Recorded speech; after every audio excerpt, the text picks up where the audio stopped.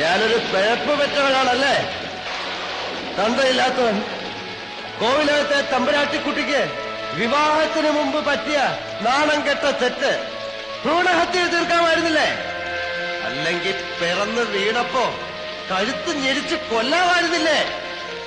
നദിയിൽ ഒഴുക്കുകയോ തീവണ്ടിപ്പാളത്തിൽ ഉപേക്ഷിക്കാമായിരുന്നില്ലേ? എന്തുകൊണ്ട് ചെയ്തില്ല? മഹാമനസ്കത, മനുഷ്യത്വം.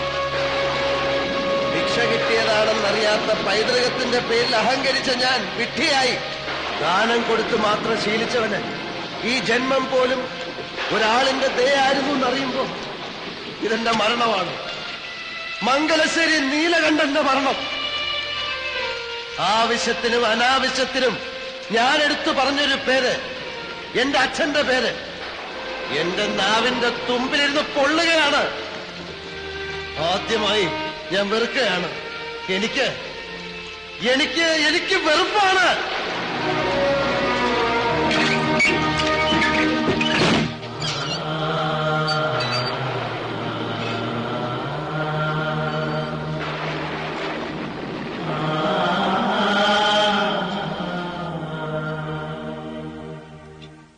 ഇതെന്താ പറ്റിയേ?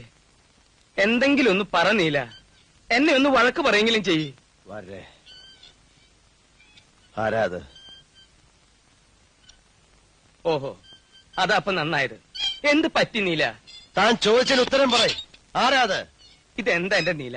അച്ഛന്റെ പടം നോക്കിയിട്ട് ആരാണ് ചോദിച്ച? അച്ഛൻ. അമ്മ മക്കളോട് ആരെ ചൂണ്ടി അച്ഛനെന്ന് പറയുന്നോ അവരാണ് മക്കൾക്ക് അച്ഛൻ. അപ്പൊ ആരല്ലെന്ന് പറയുമ്പോ ആരാണെന്ന് പറയാൻ അമ്മയ്ക്ക് കഴിയണം. എനിക്കതറിയണം. അറിഞ്ഞേ പറ്റൂ. എന്താ നീല അത്? എന്താ പറയണേന്ന് ഓർമ്മയുണ്ടോ? അതെ വനിതേ, ഞാൻ പിഴച്ചു പറ്റാന്. പുറം ലോകത്തിന്റെ മുന്നിൽ എന്റെ അമ്മയുടെ മാനം കാത്ത വലിയ മനുഷ്യനെ കണ്ടില്ലേ? പോവാ. പറഞ്ഞു നിർത്തിയിടത്ത് നിന്ന് ബാക്കി കൂടി കേൾക്കണം. അമ്മയുടെ വായിൽ നിന്നറിയണം ആരാണ്. ദിവ്യഗർഭം സമ്മാനിച്ച മഹാത്മാവ് ആരെന്നറിയണം. ജീവിച്ചിരിപ്പുണ്ടെങ്കിൽ ചെന്ന് കാണണം. അല്ല, മരിച്ചുപോയെങ്കിൽ തർപ്പണം നടത്തണം.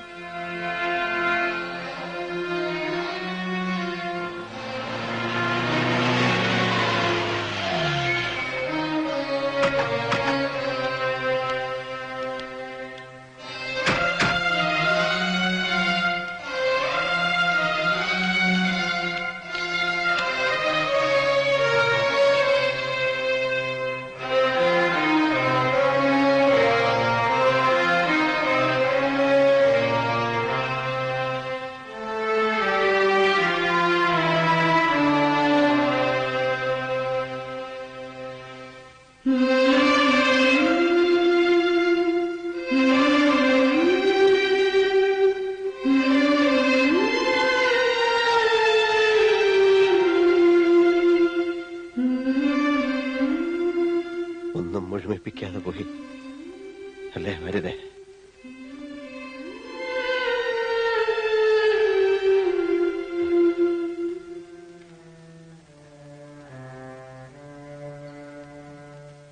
വെളുപ്പിന് ഒരു 4 മണിയോട് അടുപ്പിച്ചായിരിക്കും വേദന വന്നത്. കടിച്ചമർത്തി കിടന്നു എന്നാ തോന്നുന്നത്. കയ്യെത്താവുന്നിടത്ത് വെച്ചിരുന്ന വേദനയുടെ ഗുളിക തൊട്ടിട്ടില്ല. മരിക്കാൻ തീരുമാനിച്ചതുപോലെ. അല്ല, നീലകണ്ഠൻ ഇങ്ങനെ നിന്നാലോ? പോയി കുളിച്ചിട്ട് വരിക. ചടങ്ങുകൾ തുടങ്ങാൻ നേരായി. ഓപ്പോൾക്ക് കൊള്ളി വെക്കണ ഏട്ടന്റെ മകൻ ഹരീഷ്ണ, മനസ്സിലായോ? അല്ല തമ്പുരാ, മോനുള്ളപ്പോ പറയണ അങ്ങനെ മനസ്സിലാക്ക. അല്ല, ഈ കാര്യത്തിൽ വാശി പിടിക്കരുത്. ഒരു മകന്റെ അവകാശം ഇത്. മകനോ? ഞങ്ങൾ അങ്ങനെ കൂട്ടിയിട്ടില്ലെങ്കിലോ? വല്യമ്പരാൻ പറയണം, നീലാണ്ടനുള്ളപ്പോ മാറ്റി നിർത്തി കർമ്മം നടത്തണത്. തന്നെ ഇപ്പൊ ഉപദേശം തരാൻ ആരും ക്ഷണിച്ചിട്ടില്ല. മുടിക്കാൻ പറഞ്ഞ സന്തതിയെ കുറിച്ച് ഓർത്ത് നെഞ്ചു പൊട്ടിയ ആ പാവം മരിച്ചത്. അവൻ കൊള്ളി വെച്ച് അശുദ്ധമാക്കിയ അതിന് പരലോകത്തും മോശം കിട്ടില്ല. വരേ, വരൂ.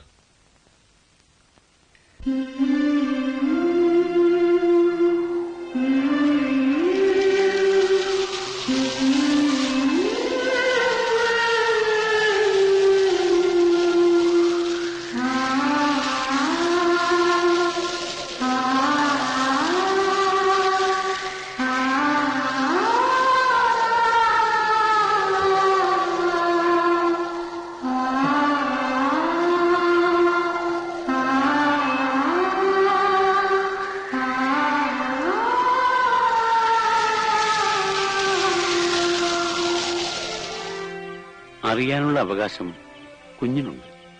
പക്ഷേ എന്റെ ധർമ്മം കൊല്ലങ്ങളായി കോലത്തെ ഉപ്പും ചോറും തിന്നണം. കണ്ടതും കേട്ടതും എല്ലാം ഉള്ളിൽ മൂടി വെക്കുക. എനിക്കറിയാവുന്നതൊക്കെ എന്നോടുകൂടി മണ്ണടിഞ്ഞോട്ടെ. എന്നെ നിർബന്ധിക്കരുത്. പക്ഷേ ഒന്ന് കുഞ്ഞ് മനസ്സിലായിക്കൊള്ളൂ, എല്ലാം കൊണ്ട് യോഗ്യനായ ഒരാളായിരുന്നു. രാജരക്തം തന്നെയാണ് ഈ ദേഹത്തോട് ഒഴുകുന്നത്. കാരണവന്മാരുടെ പിടിവാശിയും മത്സരവും അതുകൊണ്ട് നടക്കാതെ പോയി. ഇനിയിപ്പോ എഴുത്തച്ഛൻ എന്താ പറയേണ്ടത്? അദ്ദേഹം പോയിടത്തേക്ക് കുറെ വൈകി. ഇപ്പൊ അമ്മയും പോയി. പ്രാർത്ഥിക്കുക ആത്മശാന്തിക്ക് വേണ്ടി. ഒരിക്കലും വെറുക്കരുത്.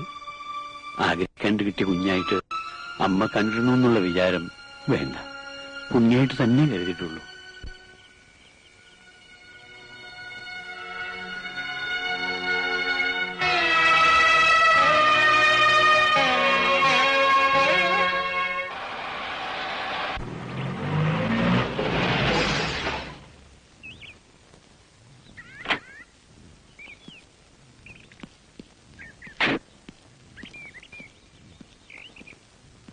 ഇതല്ലേ മംഗലശ്ശേരി വീട്?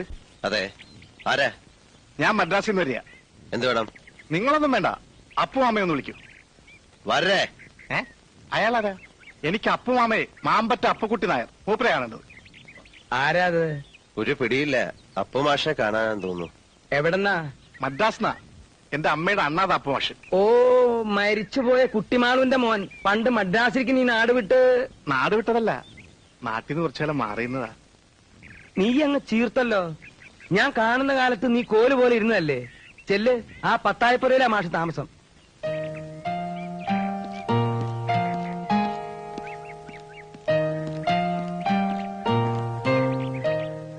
മറന്നിട്ടില്ല അപ്പുമാമേ, അച്ഛനൊന്നും മറന്നിട്ടില്ല. ഒരു ടീക്കടയിൽ ജോലിക്ക് നിന്ന് തുടങ്ങിയതാ. ഇപ്പോ ഹോട്ടൽ 4 കൂടാതെ ഒരു ലോഡ്ജും ഒരു ബ്രാൻഡിക്കടയും. എന്തായാലും താൻ കേവനായല്ലോ, അത് മതിയടോ. നെല്ലിപ്പോയിലെ തറവാട് ചാത്തുക്കുട്ടി മാമയുടെ മോളുടെ ഞാൻ മേടിച്ചു. അതിന്റെ കാര്യങ്ങൾ വ്യവസ്ഥയാക്കിട്ടാ ഞാൻ പറഞ്ഞത്. ആ, ഇത് ഭാനു അല്ലേ? പിന്നല്ലാതെ. ശാരദ അങ്ങ് പെരിയ പൊണ്ണാച്ചേ. ഭാനുവിന്റെ നൃത്തവും പാട്ടൊക്കെ ഇപ്പോഴും ഉണ്ടോ? പാട്ടില്ല, നൃത്തം. അമ്മണി അമ്മായിയുടെ മുറിച്ച മുറി. അപ്പോ നെല്ലിപ്പോയിലെ വീട്ടിൽ താൻ താമസമാക്കാൻ പോവാ? എങ്ങനെ പറ്റും? മദ്രാസിൽ ഇക്കൊണ്ട് ബിസിനസ് ഒക്കെ നിർത്തിട്ട് ഞാൻ ഇങ്ങോട്ട് വരികയെ. ഭാനു നിൽക്കൂ. ഇനി പറയാൻ പോണ കാര്യങ്ങള് ഭാനു കൂടി കേൾക്കണം. നെല്ലിപ്പോയിലെ വീട്ടില് ആരെങ്കിലും താമസിച്ചേ പറ്റൂ. ഞാൻ നോക്കിയിട്ട് ഇപ്പോഴത്തെ കണ്ടീഷനിൽ അപ്പുമാവും കുട്ടികളും കൂടി അങ്ങോട്ട് മാറും. അന്യരുടെ പത്തായപ്പുരയില് ഇത് എത്ര നാളെന്ന് വെച്ചിട്ടാ കഴിയാ? അപ്പുമാമയ്ക്ക് വെറുതെ ഇരിക്കാണ്ട് അവിടുത്തെ കൃഷിയും കാര്യങ്ങളൊക്കെ നോക്കി നടത്താലോ. എന്തേ?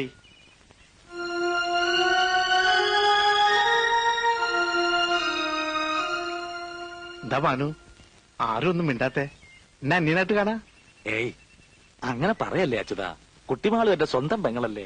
ആ പെങ്ങളുടെ സ്വന്തം മകനല്ലേ വിളിക്കുന്നേ. എന്താ ഭാനു?